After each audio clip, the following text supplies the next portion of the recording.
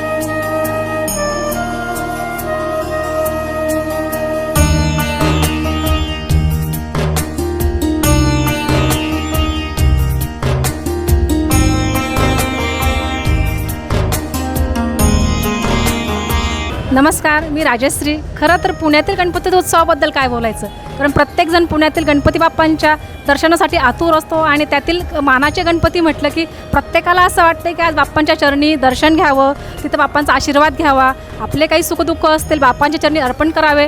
म्हणून आपण बघू शकतो की खूप असे भाविक आहेत. आता रात्रीचे 11:15 वाजलेले आहेत आणि तरीसुद्धा भाविकांची गर्दी जराही कमी झालेली नाही आहे. तर मग माझ्यासोबत आहेत विश्वस्त प्रशांत टिकार साहेब. नमस्कार.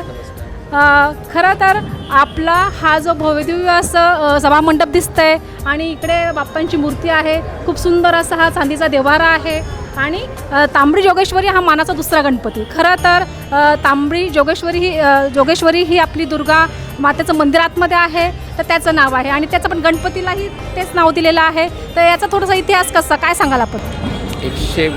132 वर्षापूर्वी म्हणजे 1893 साली जेव्हा श्री टिळकांनी श्री तांबडी सार्वजनिक गणेशोत्सव सुरू केला तेव्हा ग्रामदैवत कसबा गणपती आणि ग्रामदेवता तांबडी जोगेश्वरी म्हणून कसबा गणपतीला मानाचा पहिला आणि श्री तांबडी जोगेश्वरी सार्वजनिक गणेशोत्सव मंडळाला मानाचा दुसरा हा क्रमांक दिलेला आहे.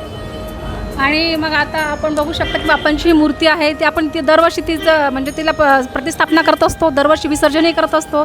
विसर्जनात आपल्याला दुसरा क्रमांक दिलेला आहे मानाचा गणपती म्हणून. तर मग आपण आता हा 10 दिवसाचा महोत्सव आहे, त्यात हजारो भाविक इथे दर्शनाला येत असतात. अशा भाविक म्हणजे आपलं हे जो मंडळ हा देखावा जो आहे देखावा म्हणजे अगदी साध्या पद्धतीने आपण करत असतात. त्या म्हणजे एवढं डामडौल असताना आपण त्यावर काहीच खर्च करत नाही, असं का?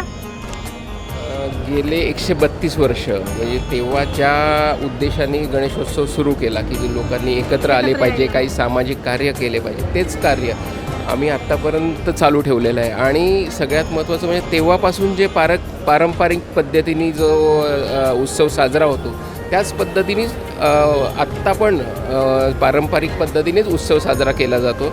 फक्त उत्साहात भरपूर असतो पण पद्धत आमची पारंपरिक पद्धतीने. आत्ता यावर्षीसुद्धा आपण हे जो स्वानंद निवास म्हणून हा काल्पनिक महालाचा सजावट केलेली आहे. आणि आपल्या मूर्तीचं वैशिष्ट्य म्हणजे आपली मूर्ती दरवर्षी विसर्जन केली जाते. ही पूर्ण शाडू मातीची मूर्ती असते आणि हे जो मूर्तीचा जो चेहरा आहे आपल्या गणपती बाप्पांचा तो आफ्रिकन हत्तीचा चेहरा आहे. खूप छान. आणि आपलं मंडळ आहे, वर्षभर आपण काही ना काही कार्यक्रम राबवत असाल नक्कीच, तर त्याबद्दल आपण काय सांगणार? फक्त गणेशोत्सवच नव्हे तर वर्षभर आपण अनेक सामाजिक कार्य करत असतो. मग त्याच्यामध्ये जसं काही नैसर्गिक आपत्ती आली म्हणजे भूकंप असेल, पूर असेल, त्याच्यामध्ये पण आपला सहभाग तिथे त्यांना मदत करणे किंवा इतरही कार्य आपण केले जातात.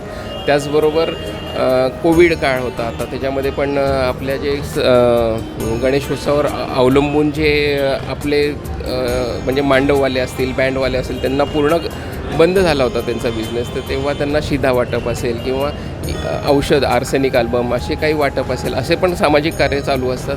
त्याचबरोबर आता आपण जे समाजामध्ये जे काही उल्लेखनीय कार्य केले जातात अशा संस्थांना किंवा व्यक्तींना आपण ग्रामदेवता पुरस्काराने पुरस्कृत करतो. त्याचबरोबर गणेशोत्सव मंडळ आणि एक ढोल ताशा पथक असे जे सामाजिक कार्य जास्त करतात त्यांना पण आपण सेवाव्रत गौरवाने पुरस्कृत करत असतो.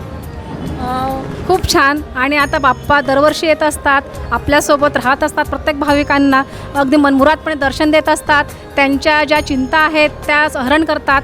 ते म्हणूनच आपण त्यांना विघ्नहर्ता म्हणत असतो. अशी ही बुद्धीची देवता आहे, समृद्धीची देवता आहे. घरोघरी आज त्याची स्थापना झालेली आहे. असं असलं तरी आज मंडळातील एवढी गर्दी बघून भाविकांचं जराही बाप्पावरचं प्रेम कमी झालेलं नाही आहे. एवढ्या रात्रीसुद्धा सगळे भाविक येत आहेत आणि रात्रभर दर्शनासाठी हा मंडप खुला असतोय. खूप छान. तर मग बाप्पांच्या चरणी ह्या वर्षी काय मागणी असेल आपली? आमची दरवर्षी बाप्पाचरणी एकच मागणी असते की सर्वांना सुखी, समाधानी आणि आरोग्यपूर्ण असं आयुष्य लाभू दे, हीच श्रीचरणी प्रार्थना असते. खूप छान. आणि आमच्या पुणेकरांसाठी थोडंसं आपण असंही मागूया की सध्या काही थोडीशी विषम परिस्थिती आहे, ती लवकर स्थिरस्थावर होऊ दे आणि पुन्हा आमचं वैभव आम्हास परत मिळू दे. गणपती बाप्पा मोरया. खूप खूप धन्यवाद. आणि आपण